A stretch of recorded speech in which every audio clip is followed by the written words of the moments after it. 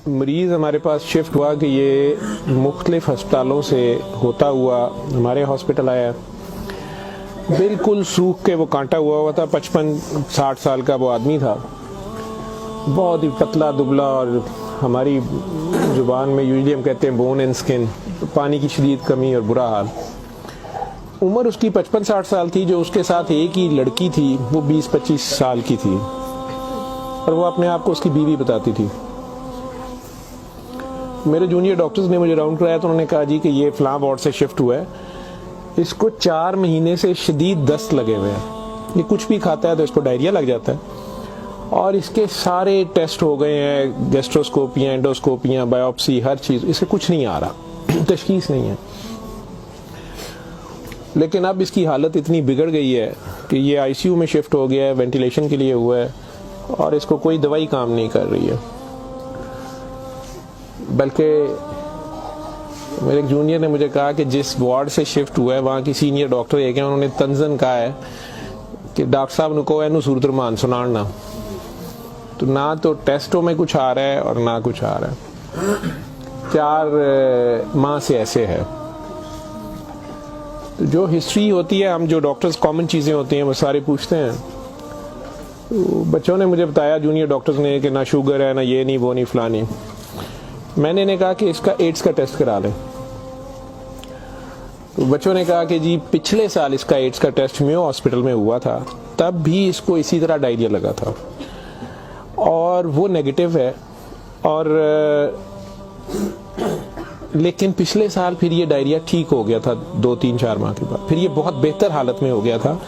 लेकिन अब फिर इसको 4 माह से ये है, और अब इसकी ये हालत हो गई। अब ये बेहोश था वो, खैर वेंटिलेटर पे चला गया, लेकिन मैंने फिर भी उसका एड्स का टेस्ट भेज दिया कि भेजो उसका।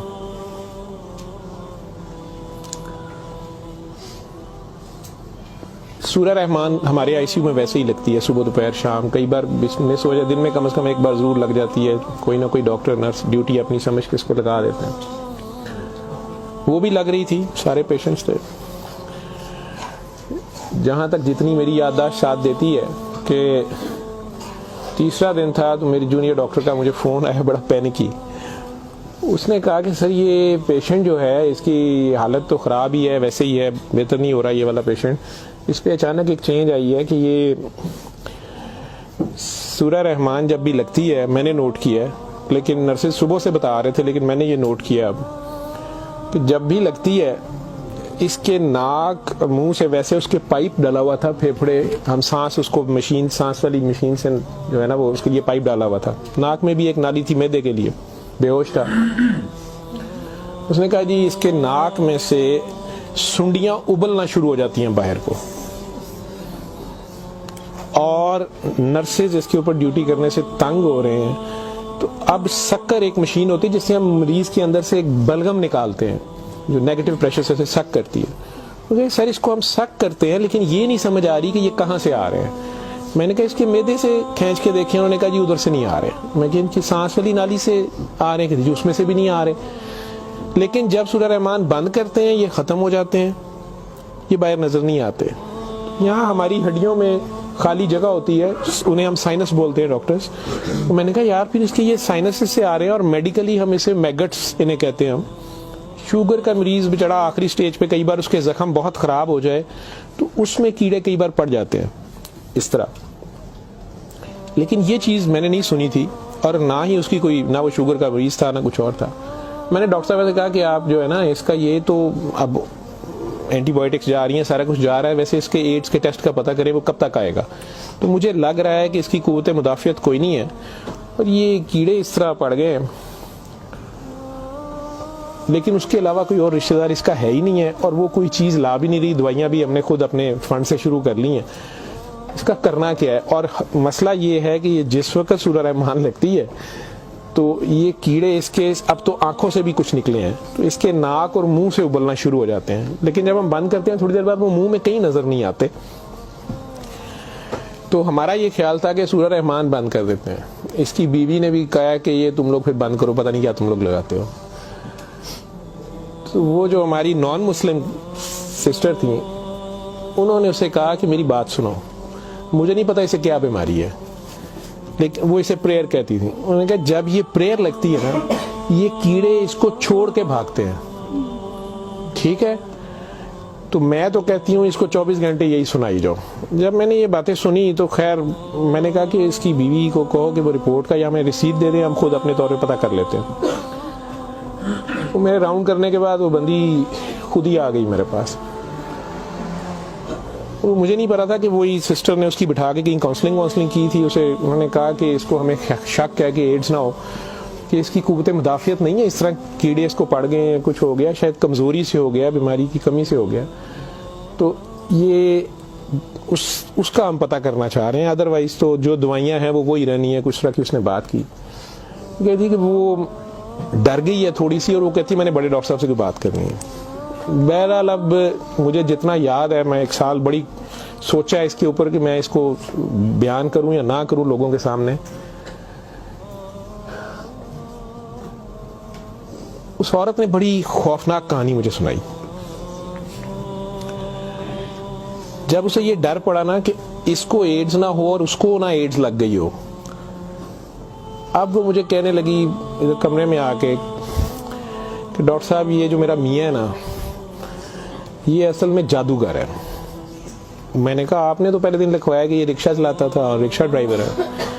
उसने कहा जी ये रिक्शा ड्राइवर तो है, लेकिन ये जादूगर है, काला जादू करता है, लेकिन करता कुरान से था। मुझे हंसी आ गई, मैंने कहा कुरान से काला जादू कैसे हो सकता है। तो बहरहाल टू कट इट शॉर्ट, उस औरत की हमारे वो डॉक्टर्स ने मुझे, चूंकि वो वीडियो मेरे पास वो सिर्फ पड़ी है जिसमें वो कीड़े प्लेट में, हमारी उसे हम डिश कहते हैं, उसमें वो निकाल के वो डाल रहे थे। तो मुझे उन्होंने भेजे कि इसका करना ये क्या है। पहली रात जब उन्होंने मुझे मैसेज किया रात को व्हाट्सएप पे, तो वो वीडियो मेरे पास पड़ी हुई है। और उसने मुझे बताया जी कि मैं खुद किसी की बीवी थी, उसकी माँ मुझे बड़ा तंग करती थी और मैं चाहती थी कि ये मेरे अंडर आ जाए। मुझे किसी औरत ने, दूसरी ने बताया, हमसाई ने बताया कि ये खामन तुम्हारा गुलाम हो जाएगा, तुम इसके पास चली जाओ। बाकी तफसीलात में मैं नहीं जाता। जो कुछ उसने मुझे बताया, उसने कहा जी कि ये इसका जादू का तोड़ ही नहीं था और इसका काम लाजमी इसका होता था, ये जैसे भी करता था। तरीकाकार उसने क्या कहा जी, इसने कमरे में अंदर एक गाव तकिया रखा होता था, उसके ऊपर इसने वो जिस तरह स्माइली होता है, जो मुझे समझ आई कि उसने कोई बुत सा बनाया हुआ था, उस कमरे में ये बैठाता था और वो लोगों को पहले तो कुरान शरीफ भी पता नहीं पढ़ने वो कहता था, कुछ करता था, फिर उनकी बात सुनता था, सारा कर करा के जो मुझे उसका तरीका वारदात समझ आया या जो भी था।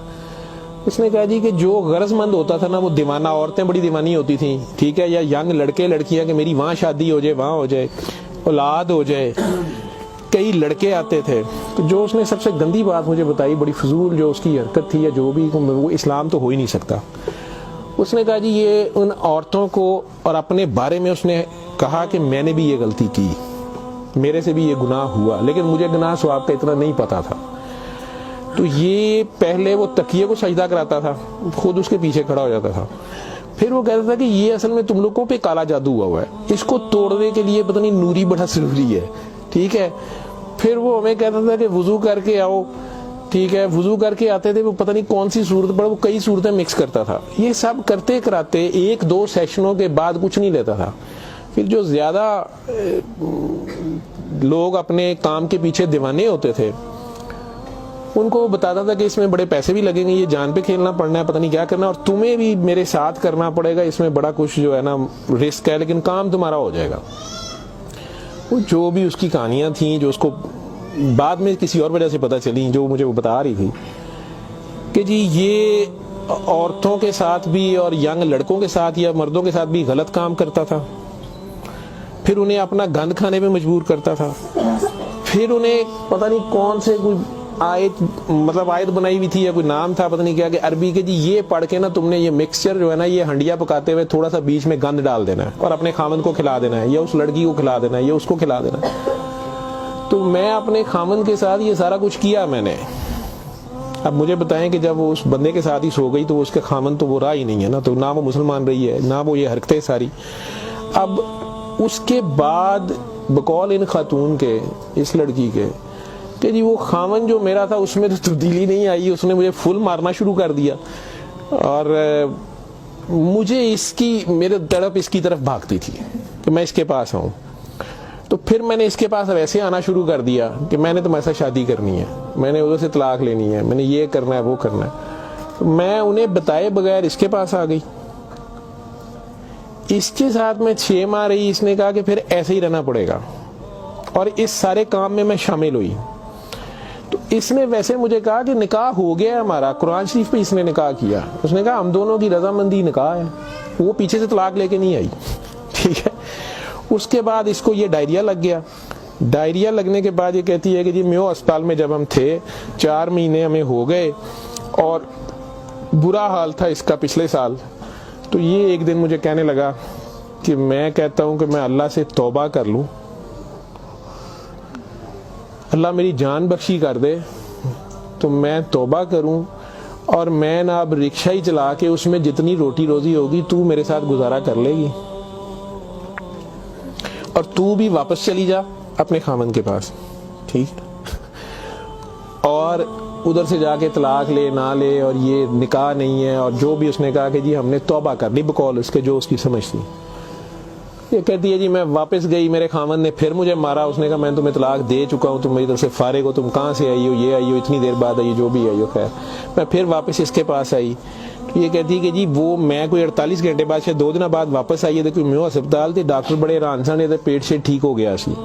उन्होंने क्या दवाई फलानी माफक आ गई है, फलानी माफक आ गई है। तो ये अपने पैरों पे खड़ा हो गया। अगले कोई 10-12 दिनों में उन्होंने छुट्टी दे दी। फिर ये मुझे मस्जिद एक में लेके गया, वहां हमने निकाह किया। ठीक है। निकाह किया, ये रिक्शा चलाना शुरू हो गया। तो डॉक्टर साहब 6 महीने इन्हें बड़ी मेहनत की थी, रिक्शा भी चलाया, मैं भी कदे सुखी गिली खांदे सा चंगा भला सी। पर डॉक्टर साहब दुनिया बड़ी जालम है, यदी शोहरत सी दुनिया पिछे पैंदी सी, कहना सी मैं काम छड़ छड़िया है। डॉक्टर साहब हूँ फिर एक बच्ची आई, तो बड़ी सोहनी सी, वो बड़ी रोंदी सी, ओदा पता नहीं की मसला सी। डॉक्टर साहब ने ਉਹਦੇ ਨਾਲ फिर वही काम शुरू कर लिया। इन्हें फिर वही काम शुरू किया है। मैं इनू पहले कहती रही हाँ, लेकिन डॉक्टर साहब ਇਹਦੇ पैसे बड़े आते सन। ਉਹਦੇ बाद हूँ 4 महीने तो ये इसकी ये हालत है, और अब ये बेहोश है। अब मैं अल्लाह से तौबा करना चाहती हूँ, अल्लाह मुझे माफ़ कर दे, मुझे तो समझ नहीं थी, तो मुझे माफ़ी ले दें, और इसका अब क्या बनेगा और क्या नहीं बनेगा। मैंने ये काफ़ी बीच में से सेंसर करके आप लोगों को सारी बात सुनाई है।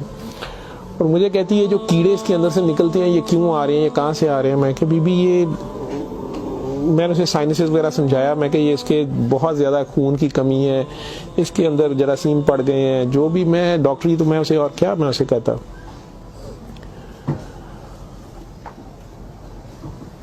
और उस वक्त सारी बात सुना के तो उसने वो रिपोर्ट अंदर से निकाली और मुझे कहती है जी ये रिपोर्ट में तो इसको HIV की रिपोर्ट थी कि जी वो उत्थे रिपोर्ट वाले मैनू कहा है कि डॉक्टर साहब फौरन जाके दिओ ते तुसी वो लेबोरेटरी में कहीं पूछती रही। तो उन्होंने कहा जी तुसी उत्थों जाके पूछो।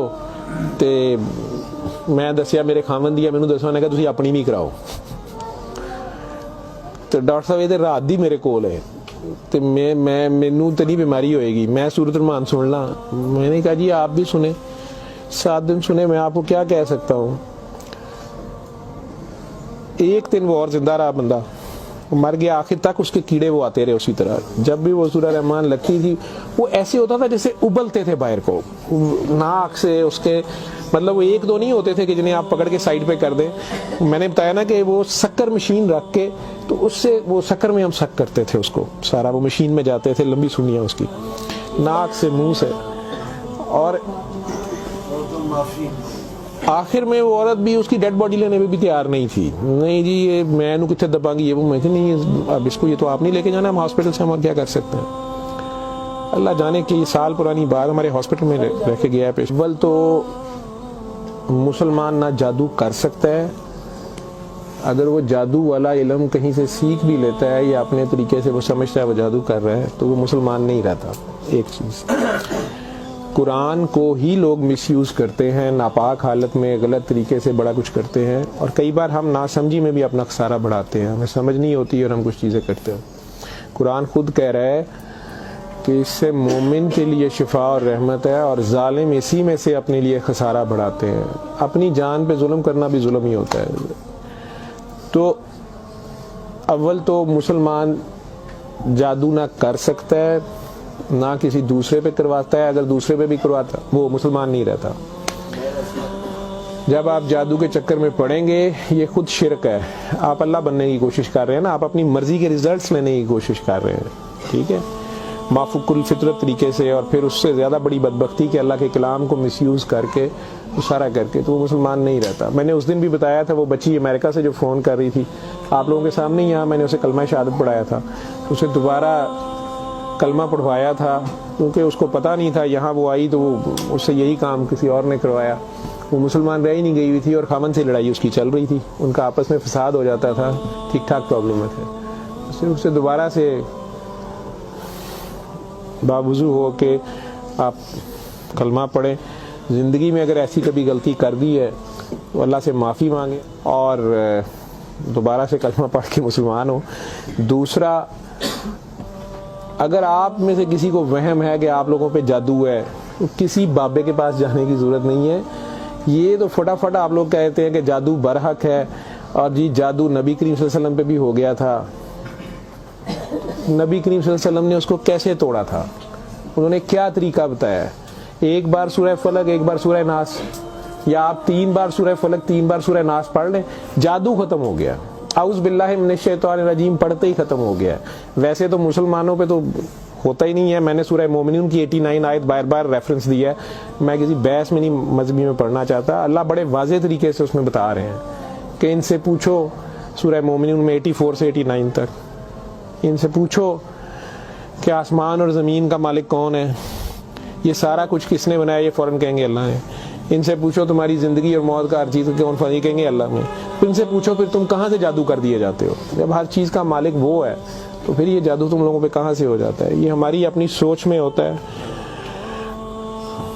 99% लोग तो साइकी के मरीज बने होते हैं, और ये असल में आपस की नफरत होती है। हमारी आपस की नफरत, हसद, कीने, बुग़्ज़, लालच, हवस, ये जो हमारी सोच की लहरें हैं, ये ज़रूर एक दूसरे को डिस्टर्ब करती हैं। ये नज़र लग जाती है, माँ की नज़र अपने बच्चे को लग जाती है, प्यार से ही देख ले, उसको ज़्यादा एनर्जी चले गई, बीच में माशाल्लाह नहीं कहा, फोकस अल्लाह से हटा, बच्चे पे गया आपका। तो अल्लाह के रेफरेंस से उस बच्चे को देखें कि माशाल्लाह मेरा बेटा कितना प्यारा, तो फिर नज़र नहीं लगती है। ये बातें आपको समझाई गई हैं कि फोकस आपका अल्लाह रहे। नाउज़ बिल्ला, कई बच्चे मेरे साथ ज्यादा प्यार से जब ज्यादा चलते हैं, आप अल्लाह है, नाउज़ बिल्ला मैं अल्लाह कैसे हो सकता हूँ?